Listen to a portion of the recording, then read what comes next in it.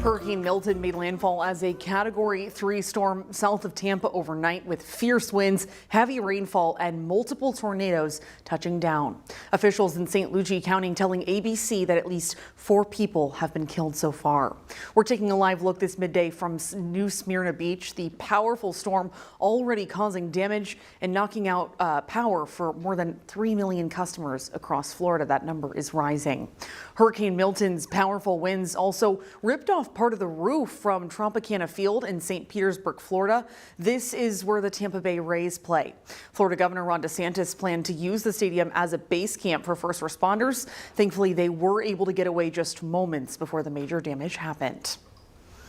Now, this video coming in from Sarasota showing the extent of Milton's rainfall. Take a look at those palm trees there. According to the National Hurricane Center, winds gusting up to 102 miles per hour were reported at a Tampa Bay area fishing pier. And then over in St. Lucie County, which is on the eastern side of South Florida, several tornadoes touched down before Milton made landfall. This was the scene in Wellington, a village west of West Palm Beach, where several houses sustained significant damage.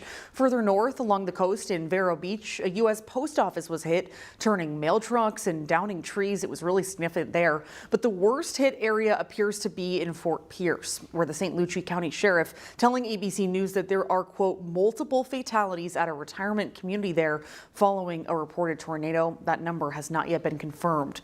And while officials have done what they could to prepare for Milton, the tornadoes brought unexpected devastation. We prepare for things, but you can't expect or do anything when we have multiple tornadoes touch down in such a short period of time in our community. It's devastating. There's no words could describe it. Before Hurricane Milton made landfall, more than 160 tornado warnings were issued for South Florida on Wednesday, and in total more than a dozen tornadoes touched down throughout the day. Rob Hackford from our sister station in Tampa is reporting on the damage being seen so far in Venice. Good morning. We're on Venice Island right now, getting our first sense of the damage here. A lot of washout on the streets. The marina behind me, a few boats up on land, lifted up because of the storm surge here. But a lot of this damage as well. Carports just toppled over, or roofs ripped off those carports. Fortunately, some cars faring pretty well. No damage to those. Others not so lucky elsewhere on the island. The jetty also suffering some pretty significant damage from the water rushing in, rushing back out. Speaking with some folks as well that have been going out, that hunkered down here on Venice, just getting a sense of how they're feeling today as well. I went to bed a little optimistic because I knew that it kind of went down to a 3, but I guess that it was just as bad as everyone was kind of saying in terms of the debris. Luckily, the storm surge wasn't like a problem here. Like the flooding wasn't necessarily a problem where I live, but it was definitely up there in terms of what to expect. Another thing, as expected, a lot of downed trees and limbs and roads heading down, especially on Venice Island, down that iconic stretch to the jetty. Roofs as well suffering some damage, sections ripped off, others entirely lifted off. We saw that just down the way over by Jetty Jack's. That had actually been lifted up and kind of repositioned from where it was after Helene.